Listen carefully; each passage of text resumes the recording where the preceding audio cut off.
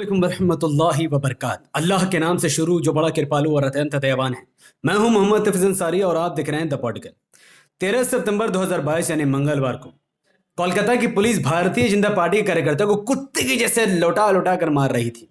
उसके बाद भारतीय जनता पार्टी के कार्यकर्ता कोलकाता पुलिस को दौड़ा दौड़ा कर मारते हैं। तो आइए जानते हैं कि यह पूरा मामला क्या था। तो 13 सितंबर 2022 यानी मंगलवार के दिन को हजारों की संख्या में भाजपा कार्यकर्ता कोलकाता की सड़कों पर उतर आए।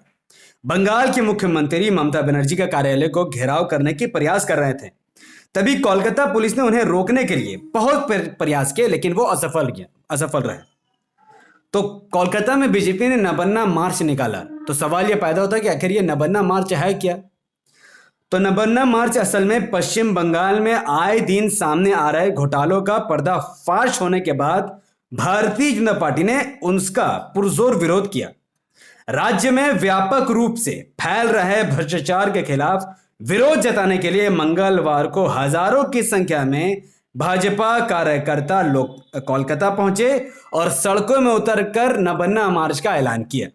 अब यह घोटाला क्या है वो भी मैं आपको बता दूं कि कुछ ही दिन पहले कोलकाता में घोटाला सामने आया था, जिसको शिक्षा भर्ती घोटाला का नाम दिया गया, जिसके मुख्य आरोपी पार्थ चटर्जी और अर्पिता चटर्जी थी, जिसको ईडी के छापे में 20,000 करोड़ से ज्यादा नकद उनको मिले थे। इसके बाद शुभेंदु अधिकारी का बहुत बड़ा रोल इसमें सामने आया। वो क्या था सुनिए। बंगाल की ममता बनर्जी सरकार के खिलाफ बीजेपी ने मंगलवार को मोर्चा खोला। सचिवालय के घेराव करने पहुंचे प्रतिपक्ष के नेता शुभेंदु अधिकारी और लोकेट चटर्जी को भी पुलिस ने हिरासत में ले लिया। उसके बाद भारतीय जनता पार्टी के कार्यकर्ताओं ने वहां कोलकाता पुलिस के गाड़ी को तोड़ फोड़ किया। साफ पिक्चर में दिख रहा है कि बीजेपी का झंडा लेकर बीजेपी कार्यकर्ता वहां पर कोलकाता पुलिस की गाड़ी को तोड़ फोड़ रहा है। उसके बाद बीजेपी के कार्यकर्ताओं ने गाड़ी को आग भी लगा दी और पुलिस वालों को, कोलकाता पुलिस को बीजेपी कार्यकर्ताओं ने दौड़ा दौड़ा कर मारा पीटा। यानी ऐसा मारपीट, ऐसा कुटाई बंगाल के इतिहास में कभी कोलकाता पुलिस ने नहीं देखी होगी, जैसा दौड़ा दौड़ा कर कोलकाता पुलिस को ठोका गया। बीजेपी से जब इस बारे में पूछा गया तो बीजेपी ने ऑफिशियल तौर पर बताया कि हमने ये एक्शन का रिएक्शन दिया है। वो क्या एक्शन था जिसका रिएक्शन में कोलकाता पुलिस को लुटाकर दौड़ा दौड़ा कर मारा गया? वो एक्शन ये था, जब कार्यकर्ता कोलकाता पहुंचे थे इस घोटाले को लेकर, ममता बनर्जी के महल को घेरने की तैयारी की थी, तब बीजेपी ने दावा किया कि कोलकाता पुलिस ने बीजेपी महिला कार्यकर्ता के साथ अभद्र व्यवहार किया, जैसा कि पिक्चर में देख रहे हैं। ऐसे पिक्चरों की हम बिल्कुल पुष्टि नहीं करते। बीजेपी ने अपने ऑफिशियल साइट पर यह दावा किया है। उसके बाद बीजेपी ने यह भी कहा कि कोलकाता पुलिस ने एक बुजुर्ग एक्टिविस्ट जो बीजेपी के कार्यकर्ता थे उनको सड़कों पर बिना माने मतलब के पीटा और बहुत बुरी तरीके से पीटा। और उन्होंने यह भी दावा किया कि बीजेपी के जो जवान कार्यकर्ता थे उनको सड़क पर लौटा लौटा कर मारा। और ड्रोन के कैमरे से उन्होंने कैद कर बताया कि जो कोलकाता की पुलिस थी उन्होंने पथराव किए बीजेपी कार्यकर्ताओं पर, जिसकी वजह से बीजेपी के बहुत सारे कार्यकर्ता इंजर्ड हुए। किसी का सर फूटा, किसी का हाथ टूटा और बहुत सारे लोग हॉस्पिटल में भी भर्ती थे। तो बीजेपी ने जो इतना बड़ा चलो नबन्नो मार्च का आंदोलन किया था, जिसमें हजारों की भीड़ आई थी, उसमें बीजेपी ने दावा किया कि कोलकाता पुलिस ने पहले ही उन पर पथराव किए और उन पर हमले किए। और ड्रोन फुटेज से साफ तौर पर उन्होंने ये दिखाया कि कोलकाता की जो पुलिस थी, रिजर्व फोर्स थी, वो पत्थर उठाते हुए दिख रही है। ये बीजेपी ने इस बात का दावा किया अपने सोशल मीडिया के प्लेटफॉर्म पर, जो कि पूरी तरीके से वेरीफाई है। बदले में क्या किया, बीजेपी के कार्यकर्ताओं ने कोलकाता पुलिस को दौड़ा दौड़ा कर पीटा और उन्होंने कहा कि हमने एक्शन का रिएक्शन दे दिया। इसके बाद वेस्ट बंगाल गवर्नमेंट के अभिषेक बनर्जी, जो कि ममता बनर्जी के भतीजे और साथ ही वेस्ट बंगाल में मिनिस्टर हैं, तो ममता बनर्जी के भतीजे गए कोलकाता पुलिस जो कि इंजर्ड थी उनसे सहयोग जताया। उन्हें कहा कि आपको पूरा आश्वासन देते हैं कि बदले की कार्रवाई में हम पूरी तरीके से उन पर कार्रवाई करेंगे।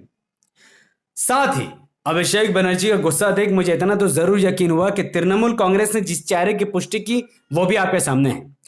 जो शख्स बीजेपी का झंडा लिए कोलकाता पुलिस की गाड़ी के सामने खड़ा है, उसकी पुष्टि हो चुकी है। उसका चेहरा भी सोशल मीडिया पर खुद ऑल इंडिया तृणमूल कांग्रेस ने वायरल कर दी है। अब तक इनके खिलाफ कोई कार्रवाई हुई कि नहीं हुई, इसके बारे में अब तक कोई इंफॉर्मेशन अब तक तो सोशल मीडिया पर नहीं है। इसके अलावा एक वीडियो से मैंने खुद स्क्रीनशॉट लेकर मैं आपको दिखा रहा हूं। यह बंदा भी उसी वक्त मौजूद था जब कोलकाता के पुलिस को दौड़ा दौड़ा कर पीटा जा रहा था। इस शख्स के ऊपर भी अब तक कोई कार्रवाई अभिषेक बनर्जी ने की या नहीं की, इसकी भी पुष्टि मैं नहीं कर सकता क्योंकि अभी कोई इंफॉर्मेशन नहीं है। लेकिन इन तमाम चीजों के बीच एक मुसलमान का चेहरा वायरल हो रहा है। आज तक इसका पूरा ठेकरा उस टोपी वाले के ऊपर फोड़ रहे। जी हाँ, जब बीजेपी कार्यकर्ता और पुलिस के भीड़ मुठभेड़ की खबरें सामने आ रही थी, जब कोलकाता पुलिस ऐसा बीजेपी बता रही थी कि वो बीजेपी कार्यकर्ताओं पर हमला करे तो, और बीजेपी कार्यकर्ता कोलकाता के पुलिस को दौड़ा दौड़ा कर मार रही थी, तब पता नहीं कहां से एक मौलवी या मैं कहूं कि एक मुसलमान या मुल्ला मियां अचानक टोपी पहनकर बीच में आते और पत्थर उठाकर मारना शुरू कर देते हैं। पत्थर उठाकर उन्होंने मारा, वीडियो में साफ तौर पर कैद है, फोटो भी सीधे तौर पर वायरल है। मैं इस मुल्ला मियां से समझना चाहता हूं कि भैया मुझे ये बता दो कि जब बीजेपी के कार्यकर्ता और कोलकाता पुलिस में झड़प हो रही थी तो तुम्हारा उसमें क्या काम था? तुम क्यों ममता बनर्जी के लिए पत्थर उठाकर उनको मार रहे थे? तुम्हें तृणमूल कांग्रेस से क्या लेना देना है? इस लड़ाई में तुम्हारा क्या काम था? बस इतना मुझे बता दो। वेस्ट बंगाल के मुसलमान या भारत के मुसलमान जाहिर तौर पर इस टोपीबाज पर तो हंसेंगे कि आखिर क्यों इसने ऐसी झड़प में हिस्सा लिया जो इसकी लड़ाई थी ही नहीं। यह लड़ाई भारतीय जनता पार्टी से कोलकाता पुलिस से थी। इस लड़ाई में मुसलमान का कोई एंगल था ही नहीं, मगर एक पत्थर मारकर इस टोपी वाले पर पूरा ठेकरा फोड़ दिया जाएगा। और मैं यकीन दिलाता हूं आपको, भारतीय जनता पार्टी के कार्यकर्ताओं पर कोई कार्रवाई नहीं होगी जिनका चेहरा मुखर तौर से दिख रहा है। इन्होंने गाड़ियां जलाई, गाड़ियों में तोड़फोड़ किया और इन्होंने पुलिस वालों को मारा, इंजर्ड किया, लेकिन इस पर कोई बात नहीं होगी, कोई कार्रवाई नहीं होगी। लेकिन एक टोपी वाले ने एक पत्थर उठाकर मार दिया, अब पूरा ठेकरा इन पर फोड़ दिया जाएगा। तो मैं तृणमूल कांग्रेस और ममता बनर्जी से विनती करूंगा कि आप भारतीय जनता पार्टी पर भी कार्रवाई कीजिए और टोपी वाले पर भी कार्रवाई कीजिए, क्योंकि पत्थर फेंकना इनका अधिकार था ही नहीं। ये लड़ाई इनकी नहीं थी। ये बेगानी शादी में जुम्मन दीवाना वाला हाल इस टोपी वाले ने किया है। और इस टोपी वाले को मैं पर्सनली तौर पर नहीं जानता, पर मैं इतना जरूर बताऊंगा कि अगर तुम पर यूएपीए, टाडा, पोटा या कोई भी ऐसा एक्ट लगता है जिस पर तुम्हारे कोई नहीं सुनेगा, ममता बनर्जी भी तुम्हें नहीं बचा पाएंगी। और कोलकाता में एमआईएम और असदुद्दीन ओवैसी साहब की पार्टी का अच्छी तरीके से कोई एमएलए एमपी तो है नहीं, ना ही कोई काउंसिलर, ना ही कोई पंचायत चुनाव में जीता हुआ है, तो तुम्हारी आवाज उठाएगा कौन? ये वेस्ट बंगाल है, हैदराबाद नहीं है कि पुलिस 80 प्रदर्शनकारियों को पकड़ती है और ओवैसी साहब एक फोन कॉल करते हैं और 80 के 80 प्रदर्शनकारियों को पुलिस 3 घंटे के अंदर छोड़ देती है।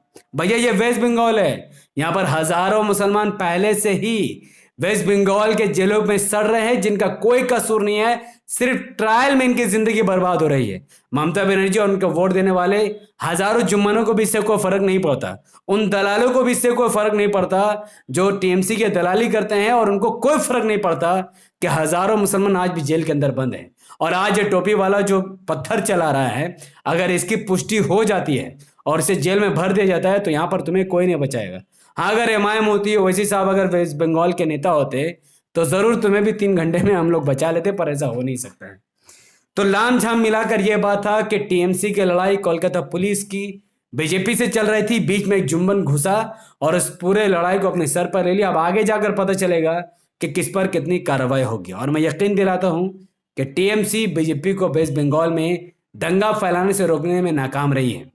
एक क्वेश्चन मैं इस वीडियो के अंत में जरूर छोड़ूंगा जो आपको कमेंट में डालना होगा कि जिस प्रदर्शनकारियों से पुलिस, मैं कहूंगा कुत्ते की जैसे मार खा रही थी, हालांकि उसके पास पिस्तौल भी मौजूद था, गन भी मौजूद था, ममता बनर्जी ने बहुत बड़ा बयान दिया। हाल ही में रिपोर्ट आया कि ममता बनर्जी कहती है कि हमने उनको जितना हो सकता है लाठी डंडों से रोका पर गोलियां नहीं चलाई। मैं आपसे पूछता हूं, वेस्ट बंगाल में रहने वाले करोड़ों मुसलमानों से पूछूंगा कि अगर यह भीड़ मुसलमानों को होती और यह भीड़ अगर मुसलमानों की अगर भीड़ पुलिस वालों पर हमला कर देती तो क्या यह पुलिस मुसलमान पर गोलियां चलाती या नहीं चलाती? अपनी बात कमेंट पर जरूर दीजिए। अगर आपको यह वीडियो सही लगती हो तो इस वीडियो को लाइक कीजिए, इसके लिंक को व्हाट्सएप, फेसबुक, इंस्टाग्राम जैसे सोशल मीडिया के प्लेटफॉर्म पर शेयर कीजिए। अपनी बात जरूर कमेंट पर दीजिए कि जो गोली बीजेपी के कार्यकर्ताओं पर नहीं चली, क्या वो गोली मुसलमानों पर चलती, हाँ या ना? हमारे यूट्यूब चैनल द पॉलिटिकल को सब्सक्राइब कीजिए, बेल आइकन हिट कीजिए। अगर आप सब इस वीडियो को हमारे Facebook channel the political news पर देख रहे हैं तो इसे लाइक कीजिए, फॉलो कीजिए, 5 बड़े ग्रुप में शेयर कीजिए और ज़रूर कमेंट में बताइए कि एमआईएम वेस्ट बंगाल में, अगर आप वेस्ट बंगाल से हैं तो क्या आप एमआईएम के समर्थक हैं या फिर टीएमसी के समर्थक हैं, जबकि आपको पता है कि हज़ारों मुसलमान आज भी जेलों में कैद है जबकि वो बेगुनाह है, बेकसूर है। बहुत बहुत शुक्रिया। अस्सलाम वालेकुम रहमतुल्लाहि व बरकातहू। अल्लाह के सलाम रहमत व बरकात आप तमाम भाई और बहनों पर हो। मैं अल्लाह भी पीस अपॉन अस।